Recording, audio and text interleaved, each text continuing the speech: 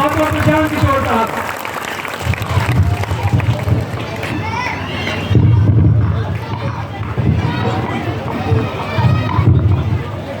नमस्कार, आप सब का यहाँ समय निकाल कर आने के लिए बहुत बहुत शुक्रिया। मेरा ही नाम है प्रशांत किशोर। हम कोई नेता नहीं हैं, आपसे वोट मांगने नहीं आए। मैं आपको अपने यात्रा के दौरान मेरे जो अनुभव है उससे जुड़ी हुई कुछ बातें बताऊंगा। कुछ बहुत कड़वी बात भी आपको बोलकर जाऊंगा। आपकी जो दशा है पूरे बिहार की, लेकिन खासकर जो हमारे मुसलमान भाइयों की जो दशा है, जो हमने यात्रा के दौरान देखी और जो ऊपर वाले ने हमें समझ बुद्धि दी है, उसके अनुसार जो मुझे सही लगता है मैं आपको बताऊंगा। आप मेरी बात को सुनिए, समझ में आए तो बहुत अच्छा है, नहीं समझ में आए तो कोई शिकवा शिकायत नहीं है। वोट आप जहां देते हैं वहीं दीजिए। हमारा कोई दल नहीं है और हमको आपका वोट चाहिए नहीं। देखिए, अभी 13 महीना से 4000 गांव जाने के बाद मैं हर मंच से ये दावे के साथ कहता हूं कि दलितों के बाद सबसे ज्यादा गरीबी, बदहाली, फटेहाली हमें मुसलमान भाइयों के गांव में भी दिखा है। कोई ऐसा जिला नहीं, कोई ऐसा मुसलमान का गांव नहीं है जहां पर दरिद्रता एकदम चरम पर न हो। पूरा बिहार ही हालत खराब है, लेकिन उसमें भी मुसलमानों की हालत सबसे ज्यादा खराब है। ये क्यों खराब है? जिस भी मुसलमान भाई से आप बात कीजिएगा तो जो संजीदा लोग हैं वो भी कहते हैं प्रधान जी क्या करें, जिस पर भी हम लोगों ने भरोसा किया किसी ने हमारी मदद नहीं की। किस पर भरोसा करें? आप एक डरे हुए कौम है। मुसलमान खड़ा होकर कहता है भैया हम लोग डरते किसी से नहीं है, लेकिन सच्चाई ये है कि आप इतने डरे हुए हैं कि आपको अपने बच्चों का दर्द भी नहीं समझ में आ रहा। आप किसी को जिताने हराने की बात छोड़ दीजिए, आप तो सोच ही नहीं सकते, आपने वो सोच ही छोड़ दिया। आप किसी को जिताने के लिए नहीं लोकतंत्र के हिस्सेदार हैं। आपने अपने जीवन का एक ही लक्ष्य बना लिया। राजनीति आपके लिए सिर्फ चुनाव है और चुनाव में ये आपका निर्णय है कि कौन भाजपा को हरा रहा है, वो आदमी अच्छा है, वो दल आपके लिए कुछ किया है नहीं किया है। आपका ही चाहे सब लूट कर ले गया हो, अगर आपकी नजर में वो भाजपा को हरा रहा है तो वही आपका सबसे अच्छा साथी है। मुसलमानों की ये जो दुर्दशा है, इसके लिए कांग्रेस को दोष मत दीजिए, इसके लिए आप लालटेन को भी दोष मत दीजिए। आपके भाजपा आज देश में ओवैसी और जनसुराज की वजह से नहीं राज कर रही है। पिछला 40 वर्ष से तो यहाँ पर ना ओवैसी थे ना जनसुराज था। आपने आंख बंद करके लालटेन को वोट दिया है, फिर भी आपकी ये दशा क्यों नहीं सुधरी? तो राजनीति का तकाजा है कि जब आप वोट देते हैं, वोट जिसको भी दीजिए, कम से कम ये देखिए घर में बैठ के कि मैं वोट क्यों दे रहा हूं और वोट देने का क्या असर हो रहा है। कोई भी समाज, कोई भी व्यक्ति वोट क्यों देता है? वोट के 3 वजह है। पहला वजह है आप अपना और अपने बच्चों का विकास चाहते हैं।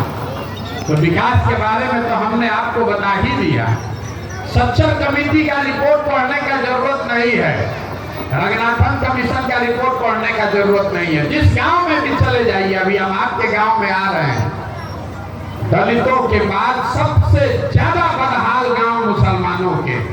हमको लोगों ने कहा कि देवबंद में मुसलमान, पश्चिम चंपारण में बहुत पढ़ा लिखा धनी मुसलमान है।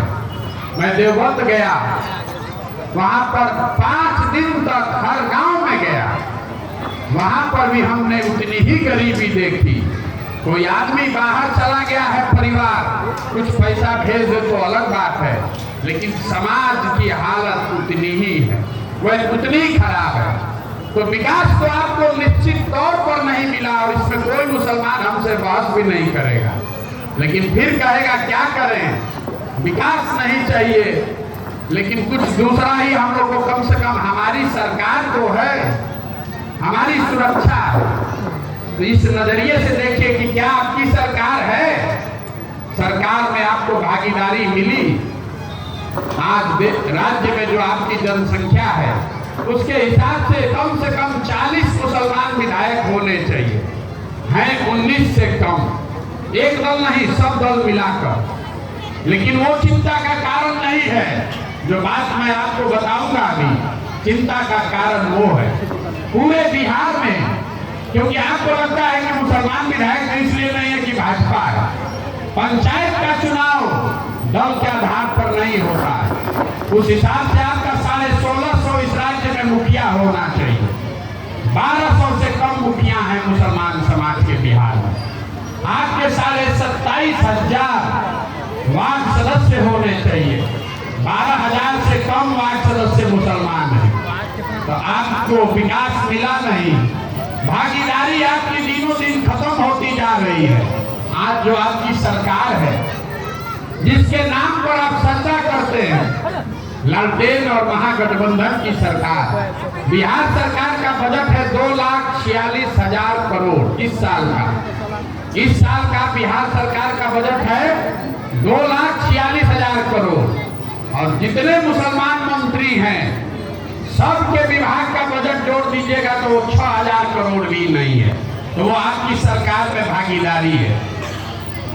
अभी भाजपा के साथ महागठबंधन का सरकार था, उसमें 2 उप मुख्यमंत्री थे, भाजपा के 75 विधायक थे, तो उन्होंने 2 उप मुख्यमंत्री बनाए थे।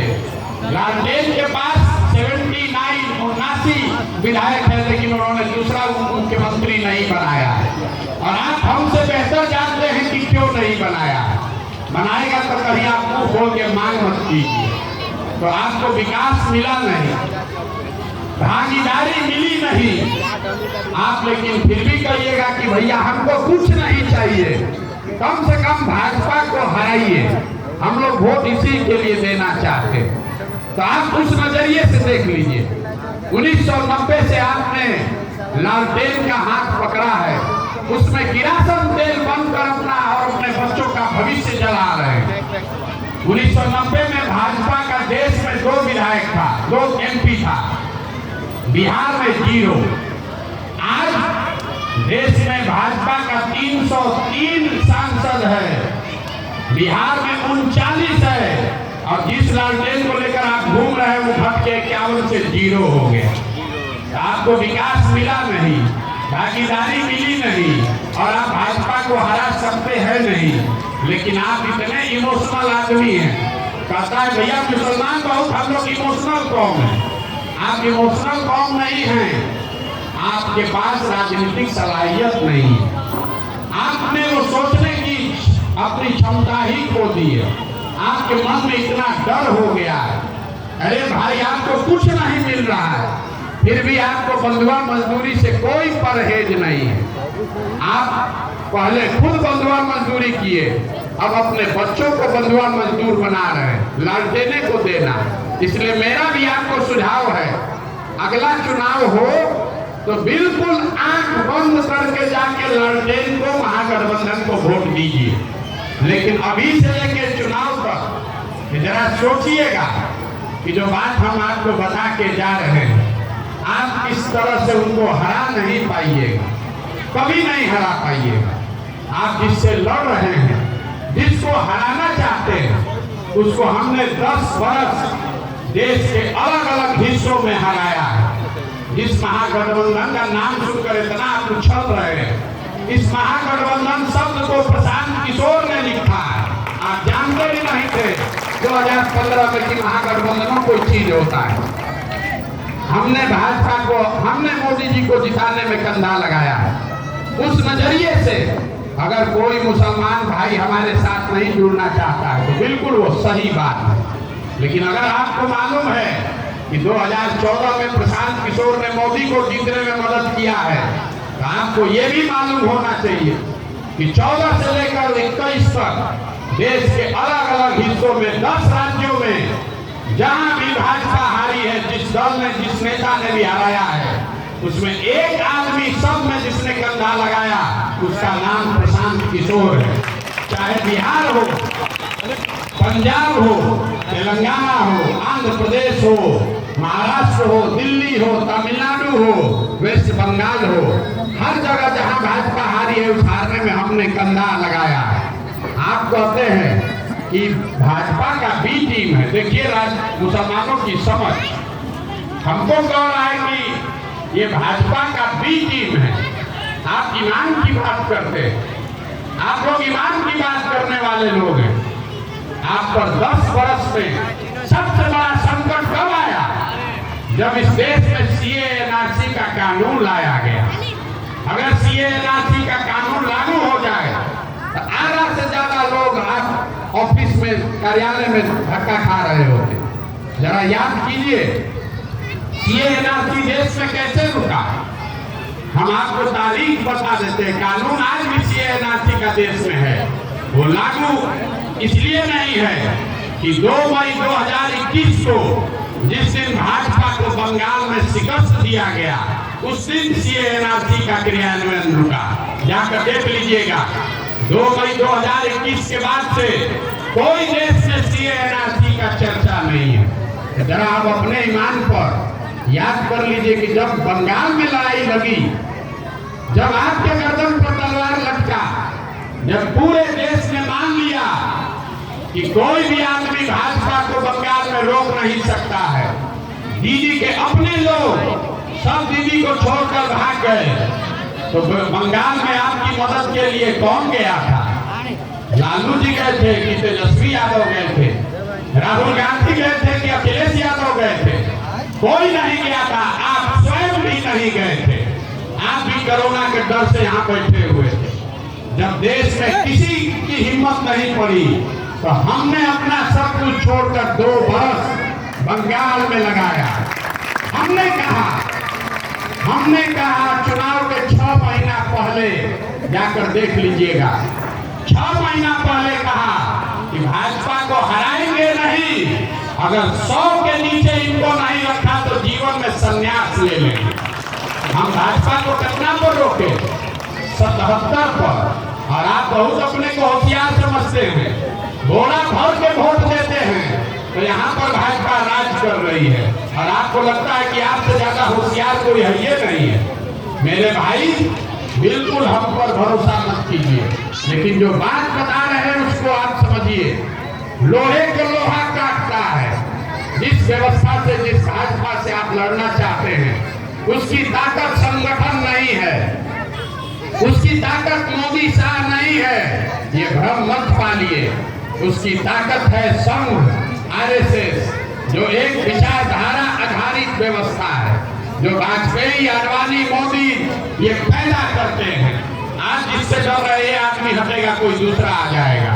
और वो विचारधारा आधारित व्यवस्था से अगर लड़ना चाहते हैं, अगर गोडसे की विचारधारा से लड़ना चाहते हैं, तो आपको हमको एक ही उपाय है। वो उपाय है गांधी की धारा को, गांधी की विचारधारा को फिर से पुनर्जीवित किया जाए। इसीलिए वो लेकर घूम रहे हैं।